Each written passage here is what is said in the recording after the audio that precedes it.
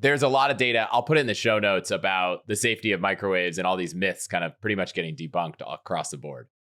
I mean, there's microwaves get people really mad, and I see it with commenters on social media. Like, you're spreading cancer and carcinogens. I'm like, what the fuck are you talking about? Didn't you read that article that just came out? I'm like, what article are you talking about? So yeah, the microwave gets people very upset. That's for sure. Hello and welcome to All the Hacks, a show about upgrading your life, money, and travel.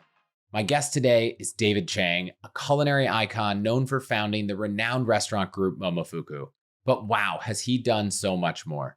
He's received 6 James Beard Awards, had 3 New York Times bestsellers.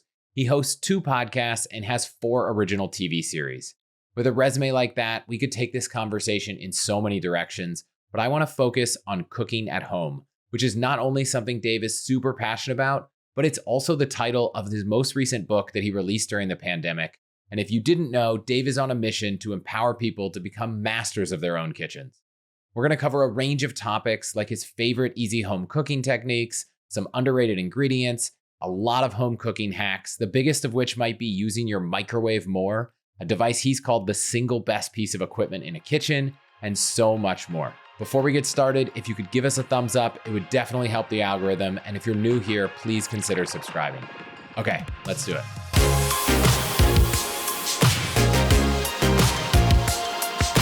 Dave, thanks for being here. Excited to be here. Thanks for having me, Chris. Yeah, so I know a lot of people know you for your restaurant world, but I think almost no one listening runs a restaurant. And so I'm far more interested to spend some time talking about everything you've really spent a lot of time talking about recently in the past few years, cooking at home. Why do you think home cooking and restaurant cooking is so different? And what are people getting wrong when they maybe try to emulate all these recipes they find online? Restaurant cooking is something entirely different than home cooking. And a lot of the things that I would say probably 50-50, if I had to throw a percentage out there, 50% of many of the things that home cooks use and do are distilled from fine dining concepts. And the rest, they're just like whatever works best. But I would say most of the times, however you cook in a high-end professional kitchen does not translate whatsoever in a home kitchen. And I jokingly say it's like learning how to drive an F1 race car, right? It's the same thing as a car, as a Prius, but very, very, very different. And as crazy as it sounds, I do think it's somewhat applicable because how I would drive a race car is very different than how I would drive at home. And a lot of things are just sort of unnecessary. And so much of professional cooking is about volume, exquisite knife cuts, getting specific kinds of ingredients. They're just really not at all useful for the home cook. And I had never cooked at home before. I watched my mom cook, but I never cooked myself. In college, I never cooked. So my real first job cooking was in a professional kitchen. And when you start cooking professionally, if you have friends that cook in restaurants on the line or something like that, you'll probably hear them say they never cook at home because they just are always too tired. And the last thing they want to do is spend all day cooking on their one day off. So you fast forward, 15, 20 years later, I had never cooked at home. And almost in all of my apartments, I had paper plates or, those plastic bundles of salt and pepper and soy sauce and chopsticks and plastic, forks and knives. Those were my utensils. And I never had anything. I never had a plate or cups until I started dating my now wife. She was like aghast at the fact that I didn't have anything to cook with or eat on. So literally, I never cooked at home. And then when my wife became pregnant with our first child, that's when I started to cook in earnest. And everything that I did was not how I would ever teach anybody else to cook. They were very, very, very, I would almost say inappropriate ways of cooking because it was almost perverse. But the thing that allows me to do it is I understand food science and understand technique, and I can sort of reverse engineer how to get to the end goal of a dish, which ultimately is delicious. So long story cut short, I figured out a bunch of hacks that work for me, and some of them work for other people as a home cook. I love it because I feel like I had the opposite thing. I was cooking at home a lot, and then we had kids about 3 years ago, and it's like, where's this time? I don't have time to cook. And we went through a few cycles, and in prepping for this conversation, I read your cooking at home book, and I was like, okay, I'm ready to get back into it, because we went from we have no time, and we tried hiring someone to meal prep and deliver food to us. And then I was like, okay, we tried a lot of stuff. I'm ready to get back into cooking, but in a much more casual, not high stress, weigh things out like ridiculous way. So all these hacks are great, and I want to hear them. But you mentioned you have all this background in the science, you understand it all. Does everyone need that? I think science is important to at least trust or to have some understanding of, because I think a lot of the taboo things in a home kitchen stem from, oh, you can't cook it that way, or you're not allowed to do it a certain way because this is how it's always been done. And if you don't like challenging the status quo in life, in the kitchen, it's probably not the easiest thing to sort of do. Because cooking seems like the provenance of keeping it safe, keeping it simple, keeping it wholesome. But, if you believe in science, then it's a lot easier to do certain things that you may not normally do, I think. Okay. Are there some principles that we should just lay out front before we chat about things people just need to kind of either throw out the window, old wisdom or science to kind of understand and lay a foundation? I mean, there's so much just stupid shit. Let's do it. I don't even know which ones. You just have to see it to do it. Like, I saw like some people were telling me, oh, you got to soak your chicken in milk. I'm like, why? Why? Oh, because it takes out the blood. I'm like, what are you talking about? Like, well, you're not brining it. You're just soaking it for what? And they don't even know. If you ask them why, they're like, it's because my mom did it. That's the kind of stuff that happens where you're like, okay, like it's not necessary for you to do that. I mean, even things like, browning with your, you can brown things with a lid on. That's not a problem. It's certain things about time and temperature. That's all that matters. But, I think the one that's the easiest thing that I talk about the most is probably the microwave. Most people think the microwave is like a quick place to reheat leftovers. I in the last week have talked to a handful of people. All of them seemed like it was crazy when I told them we were cooking full meals in the microwave with like meat and fish. So what do you want to tell these people that think the microwave is not a way to cook? Because I think you've said it's the single best piece of equipment you have in your kitchen. I mean, I joke, it's like culinary arbitrage. It's like the best play if you were going to try to make a financial trade here. It's in like 91% of all US households collecting dust. And if people use it, it's usually for popcorn or for reheating leftovers or a mug of water for something. And the reality is, I mean, it's not a joke. It's sort of like if you press a button and things get hot. It's like the most magical element I could possibly think of. It's unfortunate that the UX and the UI is so bad on microwaves across the board and the marketing of it, because if the microwave technology came out today, I don't think you'd call it a microwave. That's what happens when you leave it to the military to come up with sort of marketing. It'd probably be called the Turbo Chef, right? Because that's what you use when you go into a Starbucks and they reheat all your food. It's a convection oven and a microwave, but it's called a Turbo Chef. And that's going to be coming to a kitchen near you, and it's going to be marketed as the new convection oven that's going to dramatically chop off 75% of your cooking time. And it will conveniently drop that it's using microwave technology to cook your food faster. People are using microwaves all the time. When they go out to eat, they may not realize it. But ultimately, if you understand the science, you're using microwaves to effectively heat the water molecules inherent in foods. And that's all that's happening. And it's steaming in and of itself. So it's the most energy efficient way of cooking. It is also the I mean, I think the data will start to come out that it's probably, again, if you cook for 2 hours, it's probably not right for the microwave, right? But for cooking, like, say, blanching some broccoli or something like that, why would I take 4 liters of water, take 12 minutes to bring that to a boil, steam or boil my broccoli when I could do that in 5 minutes in a microwave? It's just more energy efficient. Number one. Number two, it's going to be the most nutrient dense way of preserving all the stuff in your food because there's no osmosis. There's nothing happening where you're going to lose any flavor or any nutrients to the water or to the outside environment. So 3, there's like, you can cook cleaner than anything else. I don't have to add anything to a microwave, right? Like I don't have to add oil. I don't have to add fat. So it's theoretically, because you can make delicious things with no fats whatsoever, if you should so choose.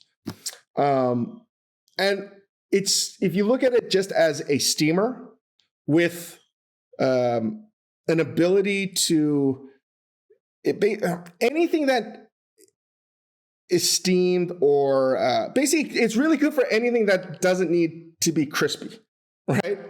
Or long braise for that matter, where you're trying to break down, muscle fibers, etc. So most people would think that it's crazy to cook a lobster in a microwave, right? They'd say that's insane. That's the dumbest thing I've ever heard. And trust me, I used to be one of those people until I'm like, oh yeah, the science sort of makes sense. And not that the science doesn't make just a sort of sense. It makes a lot of sense. And I'd argue that you could butter poach a lobster in the microwave with an Anyday better than you could, and more consistently than any other way of cooking lobster. That's crazy. I haven't made it to that point. And for anyone listening that isn't familiar with Anyday, it's a set of microwave cookware that is not just for the microwave.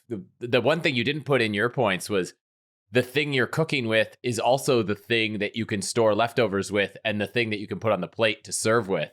And you can put it in an oven. So it's like, so this morning I just made, I had a package of Korean wheat noodles, fresh noodles. I had a package of like 1.5 pounds of frozen chicken thighs. I had some leftover shiitake mushrooms. I had a couple cloves of garlic.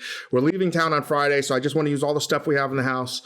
And now that I'm at the office a lot more, the studio, I'm cooking all my meals ahead of time. So my wife, or whoever's at home, they can still have a freshly cooked meal. They're just reheating it usually in the Anyday. So I took a large deep Anyday. I took out the chicken thighs and I put it I covered it in the Anyday and I microwaved it for about 7.5 minutes. I took out a pair of scissors and it's still raw in the center, right? This block of frozen chicken thighs. And I just cut it up. Again, seems insane.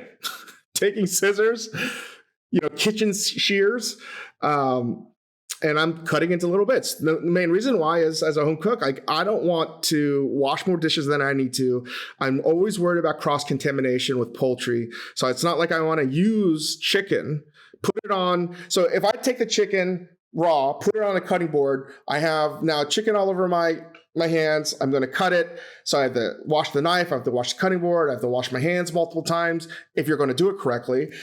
And now if I just do it in the Anyday, I don't even have to wash my hands because I've never touched chicken. I put the lid on. I cook it for about 7.5 minutes so it's thawed out, but the center's still going to be raw. I could cook it all the way, but there's no need. And so I'm taking frozen chicken. Usually if I have to defrost it, that's at least a day, but how else are you going to defrost it? You have to just leave it out. So I've done that in 7.5 minutes, defrosted. Now I've chopped it up in the bits. I've taken the garlic and I've taken the shiitake mushrooms. I've added some, Momo soy sauce, some dark soy sauce, some agave, some neutral oil, and I'm just sauteing that. Added some scallions. And as that's cooking, I added my chopped chicken and all the juices that accumulated and pretty much saute that for like a minute. And then I add the noodles that I cooked, reseason, and I'm ready to go. Put it back in the Anyday, and they're going to reheat that for lunch. So again, is it pretty? Absolutely not. But I'm not cooking for an audience other than my family. The final product looks delicious, tastes delicious, but it was a roundabout way of getting there, but it was extremely quick. I cooked that in 10 minutes.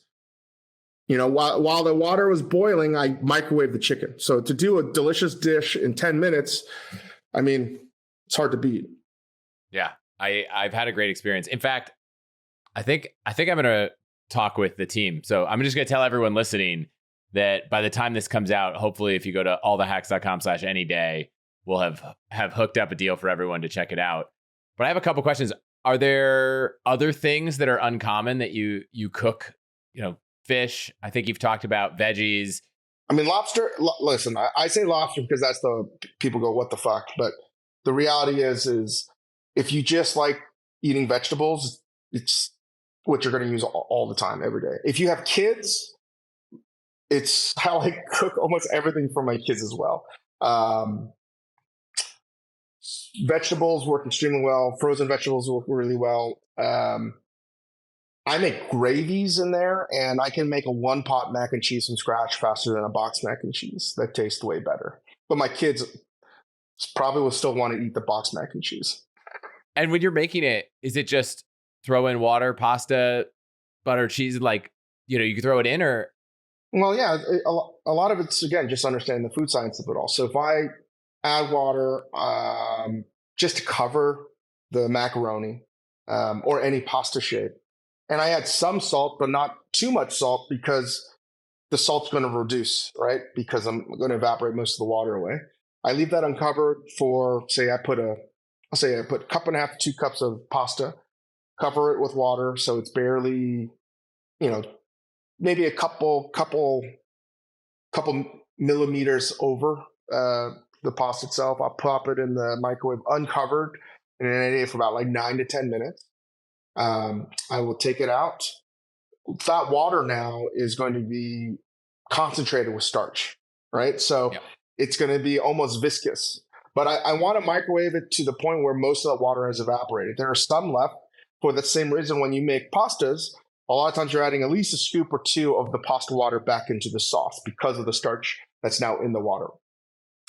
The pasta is now pretty seasoned because of the amount of salt that I put in. Now, all I need to do is make a roux, right? To make a bechamel, because that's how you traditionally make macaroni and cheese. You take flour, you take butter or some fat, and then you add milk to it. And you thicken that up, turns it into a gravy more or less, and then you can mount it with cheese, and that's your cheese sauce. That's a lot of pots and pans already, right? If you're doing it that way. All of this is going to be in one pot. So after 9-10 minutes, I'm taking the pasta out. I'm going to throw a couple, maybe a tablespoon or 2 of butter right in there. I'm going to add a tablespoon of flour. I'm going to add a little bit of milk, maybe 3-4 tablespoons. I'm going to mix it up, and I'm going to put it back in the microwave for about 3 minutes. It's going to come back out. I'm going to stir it up, and I don't have to worry about lumps because the macaroni itself is an agitator. Except that it's every piece of macaroni is effectively a whisk, right? So all I have to do is mix it around. I can even put the lid on and shake it up. And it's an extremely sort of thick bechamel now. And now I can add in the cheese, and it's now ripping hot. So I add the cheese in now because it starts to cool it down so I can more quickly serve it to my children. They don't have to wait, right? I could have added the cheese earlier, but this is all about how do we save as much time as possible? So I can take the cheese, I can liaise it with the sauce, and I can help bring the temperature down. And I have velvety, beautiful macaroni and cheese. I didn't have a colander. I didn't use a double boiler. I didn't use a pot to bring that's a 4-pot, at least a 4-pot endeavor to make home cooked mac and cheese. And I did it in 12 minutes in one pot in an Anyday. I love it. Yeah, I have not gone as deep as I plan to. One thing I've always wondered, is the microwave something where you have to get the time right? And the way I'll ask the question is 6 minutes, stop it and start it again for 1 minute? Is that the same as running it for 7 minutes? Can you fine tune it, or does it take a little bit of warm up each time? I mean, the microwaving manufacturing divisions, they need to get their act together because they're all working off of different platforms, more or less. So almost every microwave, even if you buy it from, say, Panasonic or any of the big microwave producers, they change their wattage yearly sometimes for no rhyme or reason. So every microwave is going to be different. It really is crazy. You need to find the wattage, and there's a lot of different things you can do to find that. But it's really getting to know your microwave.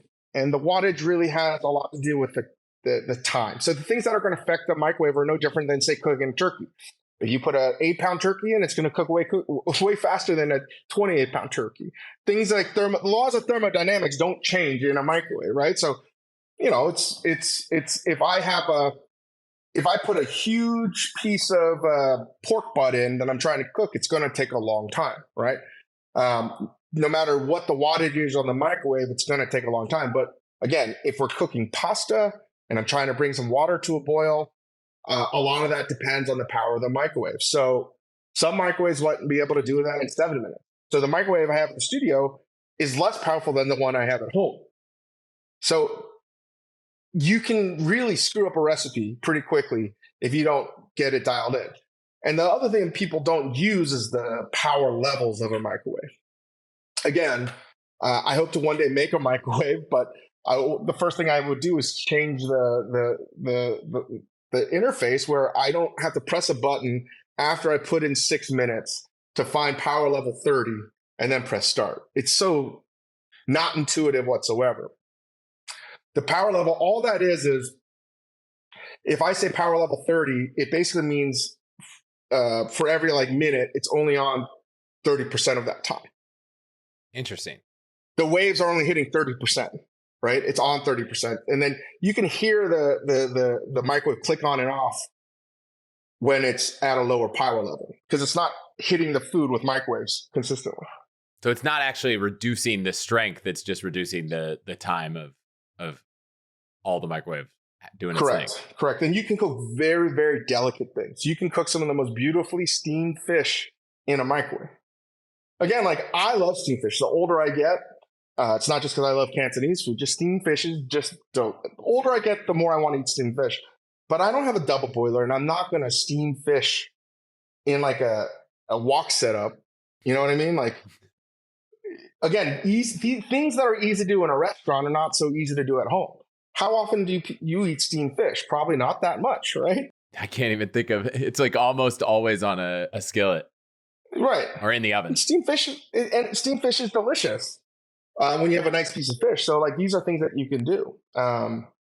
But yeah, I could talk about the microwave all day long, but most people fuck up on the microwave by putting plastic in. Plastic is what is bad. I read some of the science, and I don't think we need to have a conversation about all the crazy things some people say about microwaves. My mom sent me an article when I told her we were cooking in the microwave. She's like, oh, it's 10 things you should never put in the microwave. And it was this a little bit ridiculous article because it was well, you never want to put this in because it might get too hot. And I'm like, well, that's not a problem with the microwave. That's a problem with you just making something hot. But there's a lot of data. I'll put it in the show notes about the safety of microwaves and all these myths kind of pretty much getting debunked across the board. I mean, microwaves get people really mad, and I see it with commenters on social media. You're spreading cancer and carcinogens. I'm like, what the fuck are you talking about? Didn't you read that article that just came out? What article are you talking about? So yeah, the microwave gets people very upset. That's for sure. To go to a few other things outside of the microwave, let's talk a little bit about food and what kind of food you're buying. You talked about fish. How important is quality? And are there areas where quality matters a lot? Whether it's higher quality or organic, and areas where it doesn't matter? Or how do you think about what you're shopping for? Well, I can just start with fish. Most fish in the supermarkets is hot garbage. I mean, okay.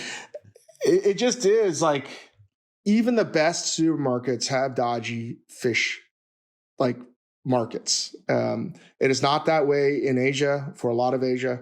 There are certain places that do a good job with, say, fish, like Bristol Farms does a good job with fish, but it's still not awesome. I think we have a long way to go to sort of get to some of the best fish purchasing that we have in other parts of the world. But for the most part, it's really hard to understand when it was caught, how it was handled, and storing it on ice and water is actually not what you want to do. You want to keep it away from these things.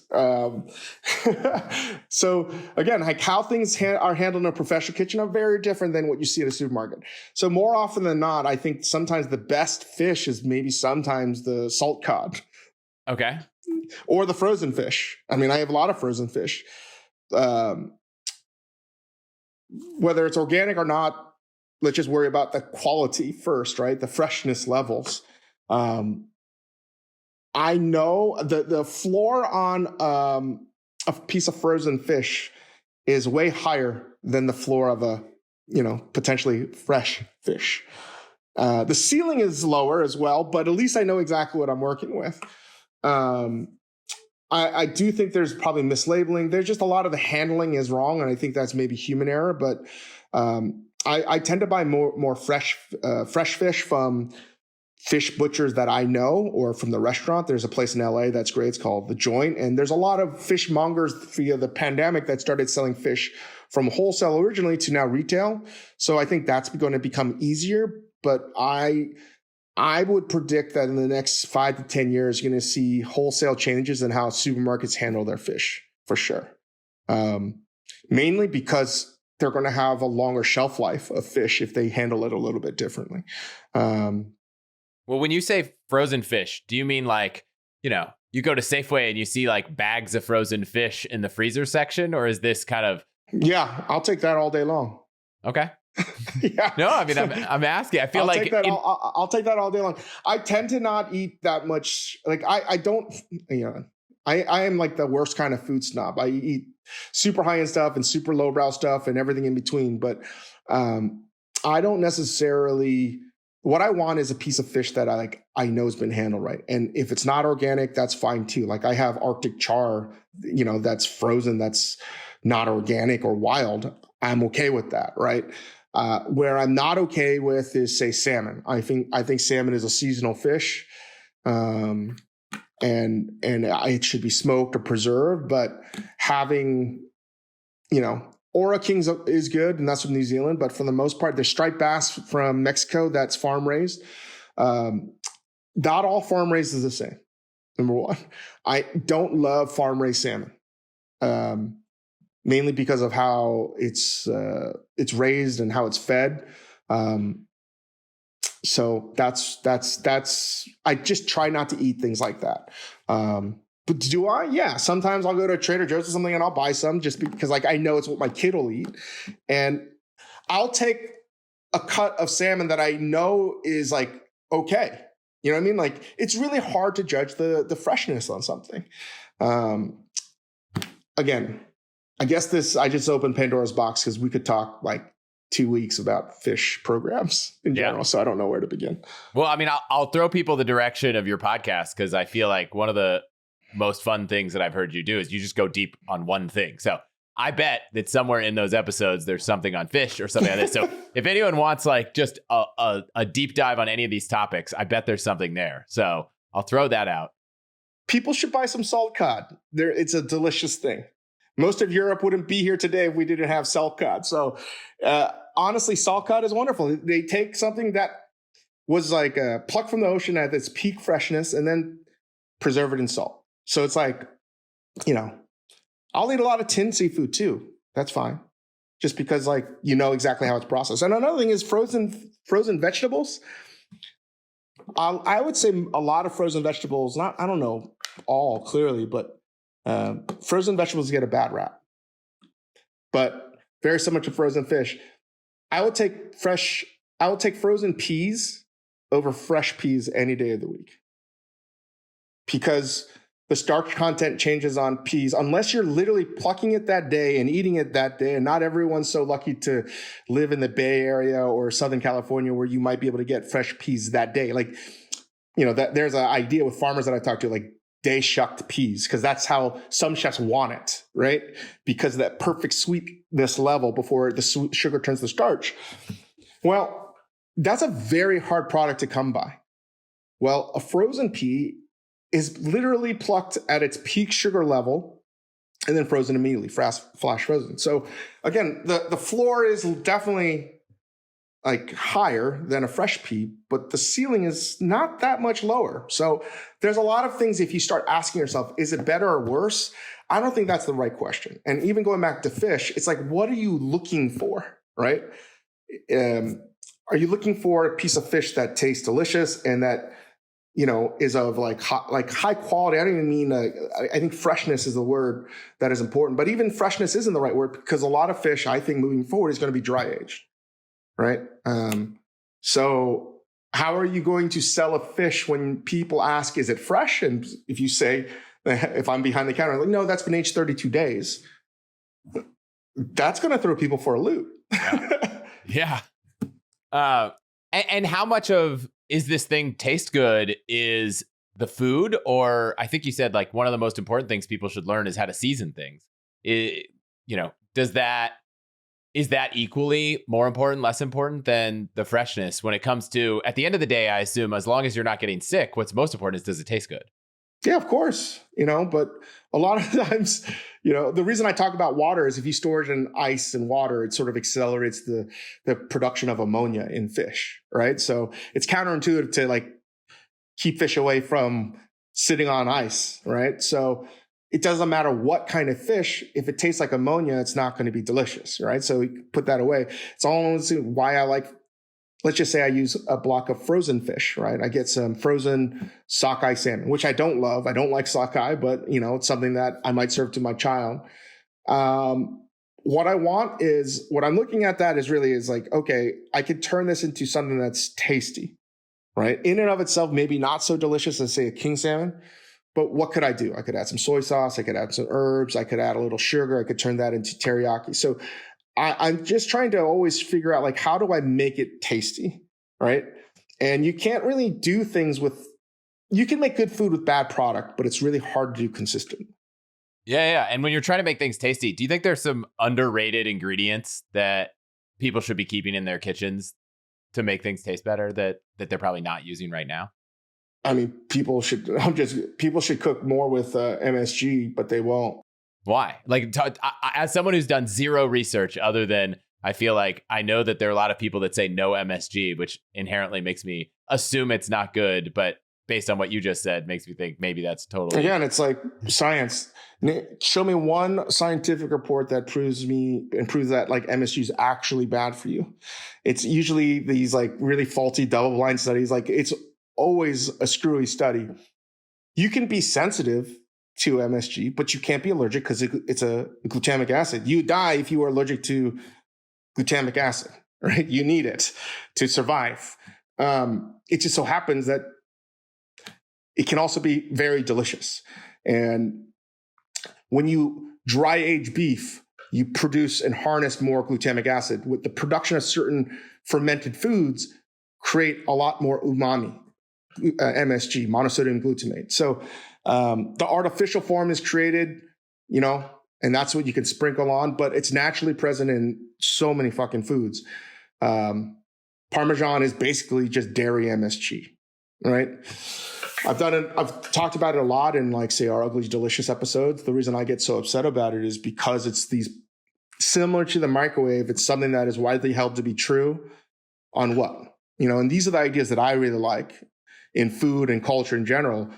I love searching for the bad ideas. And I ask myself, why is it a bad idea? Is there data? Is there like overwhelming data that supports it's a bad idea and the hypothesis is tested? Or did some dumbass with, stupidity and bias and prejudice say it was a bad idea? More often than not, those are the things that happen to sort of, be the things that I care about. And MSG is one of them. And there's a few factors that happened in the 60s that created a lot of the MSG syndrome stuff, but people eat MSG all the time. When you eat a Chick-fil-A chicken sandwich, when you go to get a Popeyes crispy chicken sandwich and people love it, those same person that says they're allergic to MSG, they're eating MSG. Almost every snack food that you get, right? Delicious chips. You know what they have? MSG. To me, it's funny because people eat it all the time, both naturally and artificially in their foods, whether they realize it or not. Yet it just so happens that if it's like Chinese food or Asian, then it's bad for you. All you need, I'll leave it at this. The marketing behind MSG and the faultiness behind it is so great that currently, that if you go to any supermarket, people buy it all the time in MSG in its pure form. Uncut, pure MSG. It's in your supermarket right now, labeled not as MSG, not with some dragon Asian bullshit font on the packaging. Accent. You ever heard of Accent, the seasoning salt? Yeah. Right now, people buy it. They add it all the time, a lot of secret family recipes. And if you look at it, it says the only one ingredient, monosodium glutamate, produced by Ajinomoto, the largest producer of MSG in the world. So people add chicken bouillon cubes. You know what that is? It's basically a cube of MSG. So it's like, yeah, people, I'm not saying dump MSG in. There's things that they can do to make the food more delicious. They do that with Parmesan. People add Parmesan to everything. Why? Well, it tastes good. Why does it taste good? Well, because it's Parmesan. I was like, oh, because of the buffalo milk bullshit? No. It's because it's got a lot of glutamic acid in it. Okay. So MSG, any other things you keep out a lot to either spice things, flavor things? I mean, I know it's really a personal question, right? Like for me, I could probably put gochujang on a lot of things and my kids will never eat it. But we use that a lot in our house. But I'm curious if there are other things to add, flavor, salt, whatever it is. We use a lot of olive oil. I have like several kinds of olive oils at home. Mainly for like health benefits, because I have to eat certain diets because as I get older, my cholesterol. But in general, I think olive oil is a beautiful thing because there's so many flavors and heats to it, especially if it's fresh or fruity. There's cooking olive oils, there's dressing olive oils, and everything in between. So I think for me, it's like a baseball pitch. I have like 3 olive oils on hand all the time. One to cook with. And again, like I'm not cooking with the super fragrant, very expensive olive oil because all those fragile compounds that make it delicious will be destroyed in that violent cooking process. So there's no reason to do that. Besides the own Momo products, I use savory salt in everything. And that doesn't have MSG because there's other ways to harness it. The one thing I don't add all the time to my food is black pepper. I just don't do it blindly and religiously like everybody else. But I do think salt at home is probably salt and fat are the 2 big difference makers. If I had to think quickly with home cooking versus professional cooking, the amount of salt and the amount of fat used in a professional kitchen is quite frankly gross compared to what you would use in a home kitchen. And you talk about pepper and spices. Do you use spices a lot? Like, do you have the average American home has, the spice rack with 25 different things. Whether it's La Boite or SOS Chefs, there's so many great spice shops. I tend to stay away from like the stuff. Do I have like garlic powder and onion powder and stuff like that? Yeah, but do I have a kaffir lime leaf and do I have Ras Al Hanout? Do I have different spice blends? Absolutely. And I think, black cardamom, green cardamom, things that I purchase in small amounts, right? Mainly because it has a shelf life and there's no reason to buy a large amount because by the time I get to the end of it, it will have gone bad. So I have a lot of small jars of like 1 or 2, like I have 2 pods of cardamom. I have like 2 things of cinnamon. I would imagine that the average person listening right now has not replaced the spices in their spice rack for over a decade, is my guess. Longer than that. I'd probably say some people right now, I bet you if you look into your spice rack, if you bought in an existing home, there's probably the spices of the previous owner still there. Yeah. So I have talked earlier in a past episode about the need, like you're not going to get the flavor you want out of, dried oregano if it's 25 years old. It dissipates. Like, I don't understand why people would think that it doesn't. if film and cinema like degrades over time, and like why would it like a spice? It just does. So yeah, I think spice is a huge thing. Spices in general are an amazing way to unlock flavor. I mean, for a home cook too, like the freezer. I don't think people use the freezer enough as a pantry, right? I view anything as a freezer as almost like a shelf stable product. And freezing foods are the best way to preserve and to ensure quality. So whenever I cook at home now, whether it's an Anyday or not, like I have chicken soup, I made chicken soup, and I hate throwing food away. So I'll serve, enough chicken soup for dinner for the night. Even if I'm not home, I can, it's all set up. And then I'll preserve the other half into smaller containers and put that in the freezer so I can just reheat that at any time. So that's a huge tip. People don't use the freezer enough because I think it gets a bad rap. I mean, when it comes to kids, we'd be like, okay, well, let's make oatmeal and then freeze like small pieces of it so that you could throw it in the microwave and heat it up real quick. Let's, if we make a lasagna, double the recipe, make a massive lasagna and freeze half of it. Exactly. Well, another thing on reheating, just for people, not all ceramic is good in a microwave. Most are, depending on the glaze. But not all plates. This is another bullshit thing. If you look on, say, Amazon or most places that sell a plate that says it's microwave safe, they're straight up fucking lying. Because if it's plastic, it's plastic. And there's a ton of stuff out there that's plastic that says it's microwave safe, and it's not microwave safe because it's still plastic. Even containers that you might buy as a microwave dinner in a plastic that says it's microwave safe, it's not microwave safe. I wouldn't microwave in that plastic.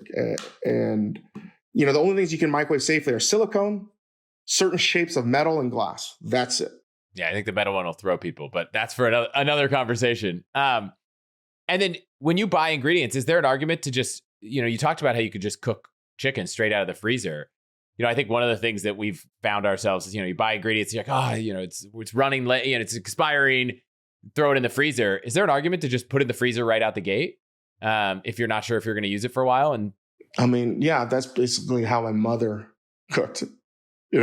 She was like, what was it? Yeah, first in, first out instead of last in, first out. Yeah, my grandparents did a little bit of that, but then sometimes you'd be like, this thing expired 2 years ago. Yeah. I mean, it's crazy because sometimes I find myself doing the same thing. Like, let's just say it was like cheese, a block of cheese. My mom would buy so much damn cheese and then freeze all of it. Buy a new block of cheese, take out the frozen one and put the fresh one in the freezer, right? I find myself doing some things like that for sure. So let me ask you a few like rapid fire things, because I know you have some strong opinions that are a little contrarian. Peeling? Not for everything. I mean, peeling carrots, I think, is dumb for sure. No, I mean, that's what people are here for, is like, what am I doing wrong? How can I be more efficient? So, yeah. I mean, yeah, just take a clean sponge and you can wipe it down. I mean, carrot peeling, for example, even potatoes, if you just wash it, but a lot of it's just aesthetics, but a lot of that flavor is in the skin itself.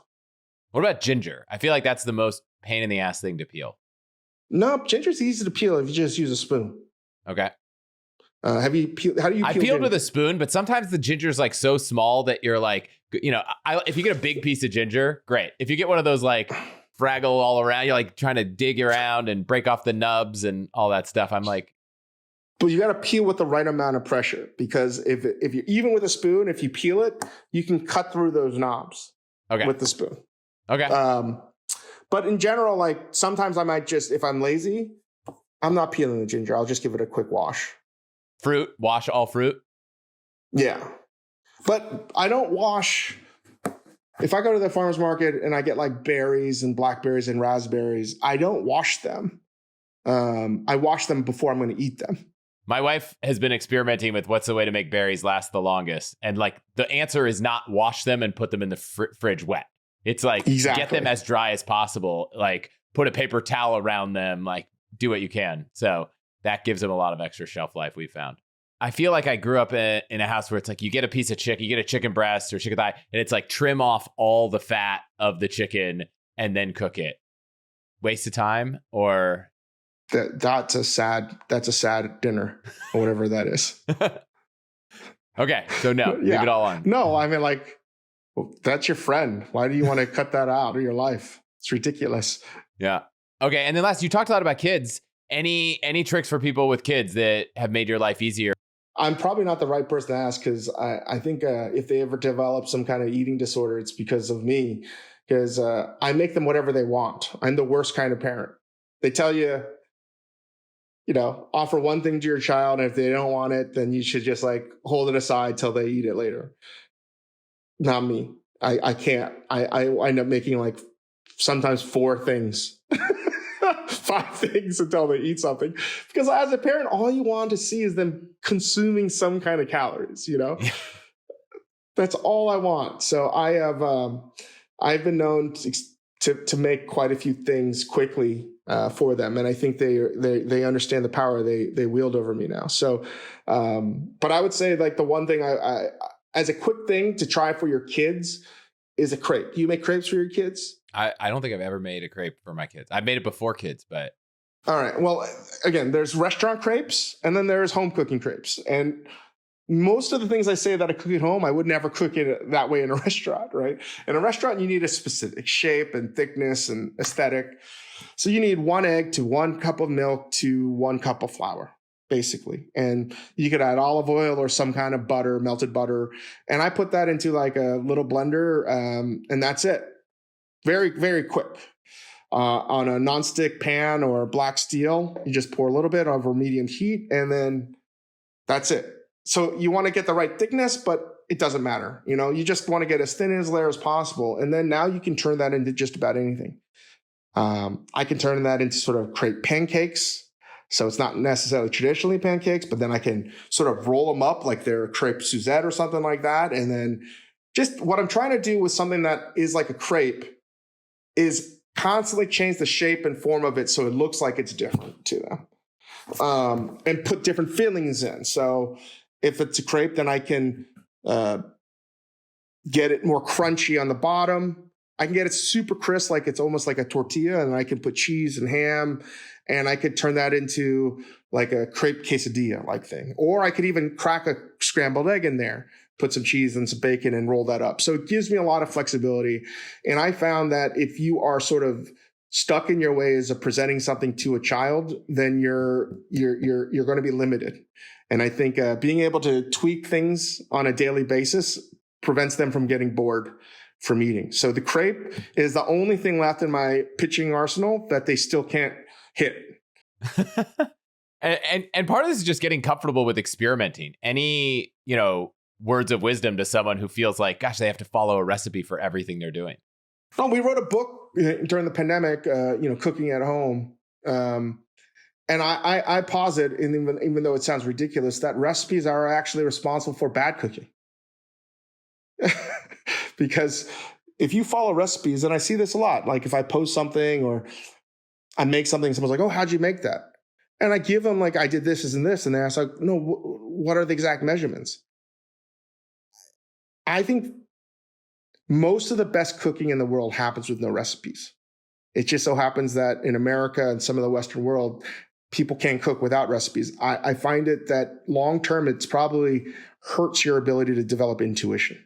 And yeah, I love recipes to a degree, but I also think that they're not the best thing for you if you want to learn how to be a better cook. Because, if you're cooking at home, it's improv every night. Or at least it should be, maybe. Yeah. We did something a little crazy. Neither my wife or I are Korean, but there's this thing, you probably know it. It's like samchil il. It's like 3-7 week. It's like the 21 days after you have a baby, someone comes and lives with you. So we'd learned about this and we thought, well, that sounds like something great. Like someone's helping take care of mom and the baby. So we hired this woman to live with us for I think it was like 30 days after our baby was born. We did it again. She went and did it with both my sister's kids, and no recipes. For 30 days, she cooked 3 meals a day, 0 recipes the entire time. And we were like, oh, we're doing it all wrong. Like she was like, what if I try to make a pizza out of a kimchi pancake and like just do other stuff? Like it was just so creative, and I don't know, it just changed our perspective on how we cook. And well, I'm glad you got the sanghari is the pronunciation. But it's like the 4th trimester is a big deal in Korea. Yeah, I'm glad that you did that. But also, like, my mom never gave me a single recipe ever. And I think I wish she did sometimes, right? But if you have a recipe that you want from your mom or your aunt or your uncle, I think what you find more often than not, what I'm guilty of, and I'm sure everyone else is, hey, text your mom, hey, can you tell me how you make that dish? And then, like, can you give me like specifics? I think probably what would be more impactful, and I don't want to seem cheesy or hokey, is like get on a flight, spend a long weekend, and make it with them. Like that's what I think is missing in a lot of these things is like the recipe can actually prevent you from actually learning actually how to actually make it right. For example, I've lived in Los Angeles for 2 years, and I don't know the names of any of the fucking highways because all I do is follow GPS, right? And I'm never going to follow the names. People ask me like, hey, you just go to Wilshire and you're here. I was like, I don't know. I'm never going to know. But, I understand that most people's cooking is like, car GPS for them. So, yeah.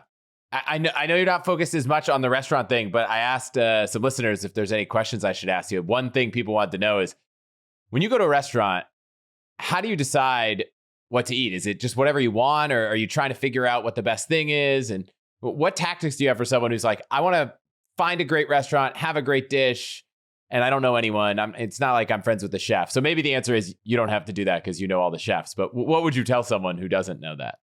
I think first and foremost, probably do some research, but don't just follow Yelp, right? Or if let's just say you do follow Yelp and you find, that there is sort of truth to say a restaurant that has a 3-star rating or like a 3.5-star rating, but that restaurant has a lot of 5s and a lot of 1s.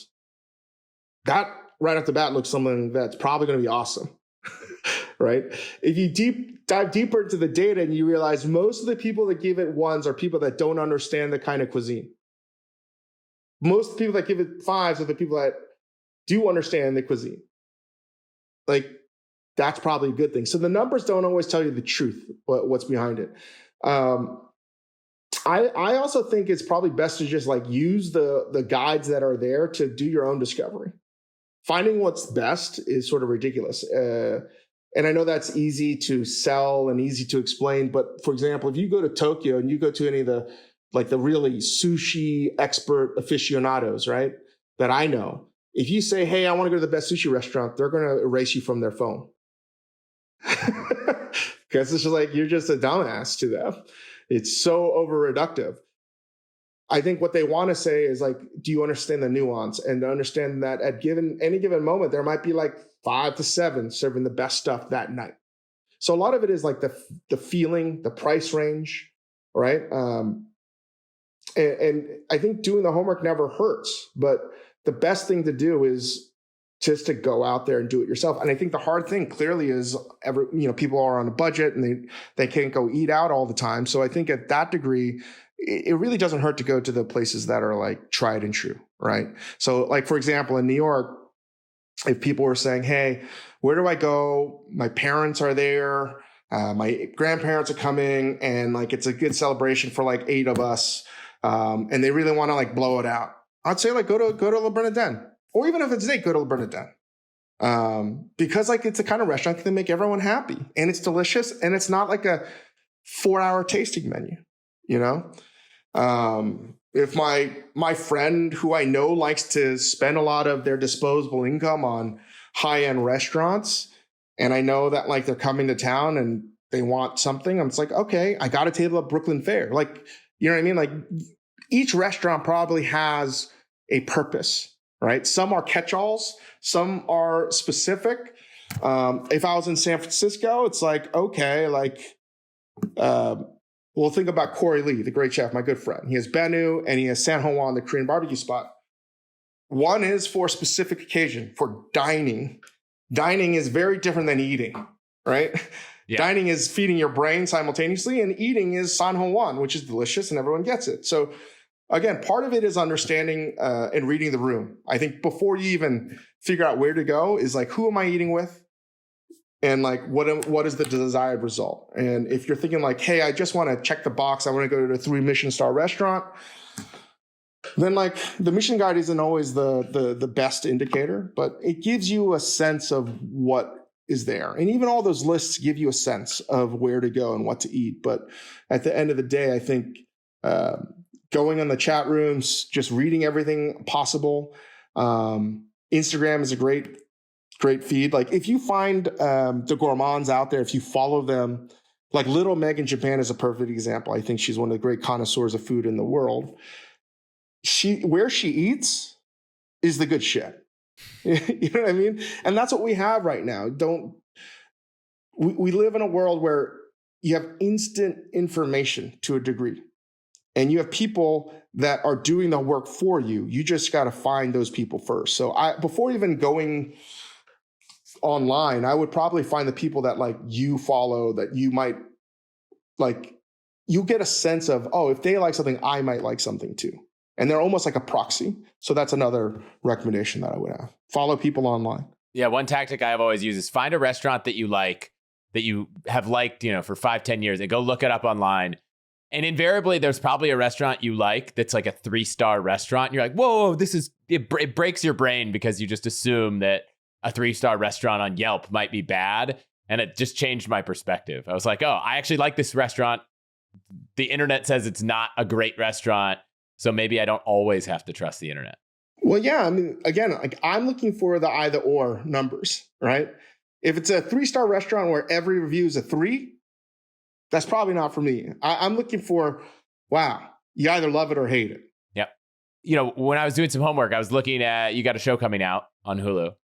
And you mentioned people, you could cook with anything. And I watched this one scene in it where someone's cooking with like a clothes steamer. So talk a little bit about Secret Chef, because I didn't get a preview. I didn't get to watch it, but it looks pretty interesting. This was a show that we were working on for a while. So I was excited. I can't believe of all the pitches that we made for Hulu that they actually said yes to this one, because it was the most insane one. It was also going to be the one that was a big budget, and we were going to need a giant soundstage. So we shot it down in Atlanta, where like they shoot Marvel films and everything, like these huge airport hangars. And we built this crazy setup where the contestants never saw each other, while they were cooking, without revealing too much. And then as the challenges happen, what we wanted to do was make it where it was a game. It wasn't just about the food. The food was a vehicle for the contestants to play a game. So it was different kinds of strategy and different elements that I don't think you've ever seen in a food reality show thing. And I was excited about the challenges we put them in, because I think they're very fresh and they're things that you've definitely not seen on camera. And if you haven't seen it, I don't even know what I'm embargoed to say or not to say. So I'm going to err on the side of being conservative here, because I don't want to get Disney upset. But in one of those challenges, I will say that we gave everybody household products, right? Or not products, things that you would not normally cook with to make a meal out of. And one of which was a clothing steamer. And they were supposed to cook something beautiful with that. I saw that in the trailer, but I don't know what they came up with, so I'll have to check it out. It's a fun show, Secret Chef. I was really excited that we could finally get that out in the world. Awesome. Anywhere else you want to point people online? Just keep involved with what you're doing? We have some stuff coming out with Major Domo Media. We have some products. We have some more shows coming out. We have the podcast, and we have a few things coming out on the Momofuku side from this consumer product goods and from the restaurant side coming out soon as well. So just stay tuned. Awesome. I'll put a link to all that in the show notes. And thank you so much for being here.